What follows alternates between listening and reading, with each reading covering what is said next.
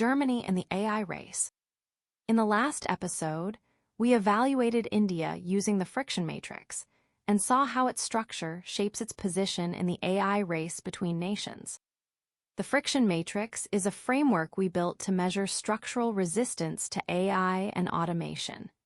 It evaluates 10 signals across privacy, safety, digitization, ownership, and government structure to estimate how easily a country can absorb rapid technological change. Now we apply the same framework to Germany. Germany is one of the largest industrial economies in the world, with a strong manufacturing base and export-driven growth. But how does its structure affect its ability to adopt AI and automation at scale? Let's see what the friction matrix reveals about Germany's position in the AI race. Germany's friction score, 0.65. This is the full friction matrix profile for Germany. After evaluating all 10 indicators and averaging the results, Germany's final friction score comes out to about 0.65. The scale runs from 0 to 1 and is relative to the countries in our evaluation. Around 0.5 represents the structural midpoint. Lower numbers suggest fewer barriers to deploying AI and automation at scale, while higher numbers indicate greater resistance. Germany lands at the highest friction level in this study, well above the structural midpoint. That suggests a system with more built-in resistance to rapid change than the other countries in our evaluation. But as always, the details matter. Some parts of Germany's system are designed to stabilize disruption, while others may limit how quickly AI and automation can scale across the economy. Where friction is low. Ownership is where Germany shows the lowest friction in the friction matrix. This category measures how easily income can detach from jobs when automation begins replacing labor across the economy. We evaluate this using 2 indicators: how many people receive job loss benefits and how much income is redistributed through those programs. In Germany, both participation levels and payout amounts are significantly higher than every other country in the study. This makes Germany a clear outlier in how it redistributes income during economic disruption. That creates an important signal. It suggests a strong willingness to use redistribution as a stabilization mechanism, rather than relying primarily on policies that preserve employment as the economy changes. Where friction is moderate. Government and digitization both land in the middle range for Germany in the friction matrix.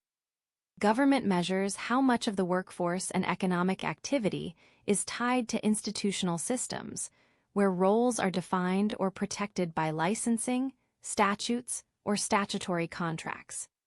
In Germany, a large share of the population operates within these structured roles. As these groups grow in size and economic influence, they gain political power. That creates a system where vested interests are more likely to challenge progress if AI or automation begins to threaten existing jobs, authority, or control. Digitization shows a mixed profile. Smart meter adoption has been improving over time, but digital identity adoption remains relatively low compared to other countries in the study. This suggests that while some signals point toward greater integration between the physical and digital systems, others indicate a more cautious population that may be slower to adopt fully digital transactions across the economy. Where friction is higher. Privacy and safety are where Germany shows the highest friction in the friction matrix. Privacy measures how tightly a society restricts access to sensitive data, such as financial and medical information. In Germany, both indicators show very high levels of restriction compared to the other countries in the study. This reflects a system that places strong limits on how data can be accessed and used, even when that data could be used to optimize economic systems with AI. Safety also ranks at the higher end of the matrix. Using biotechnology as a leading indicator, Germany shows long approval timelines and some of the highest compliance costs in the study. This safety profile suggests a system that relies more on pre-deployment validation, even as AI and automation begin shifting risk management toward continuous monitoring and early detection. Germany's friction position, final insights. Germany's friction matrix profile reveals a system built around stability, giving it the highest overall friction in the study. But this may not be the end of the story, because we don't yet have enough historical experience to confidently assign weights across these categories. Germany shows the strongest willingness to redistribute income as income from jobs is disrupted, rather than relying only on preserving employment. This creates a different kind of advantage. Germany does not have the lowest overall friction, but it scores lowest on the factor that may matter most. If job loss becomes the primary constraint on automation, this category could outweigh the others. In that case, Germany may be better positioned to move forward with automation, while other countries slow down because they lack a clear way to stabilize large-scale job displacement. Across this series, we've seen a range of strategies for balancing speed and stability. My view is that countries that move early on a universal basic income, even if it starts small and scales over time, will have a competitive advantage as AI and automation accelerate.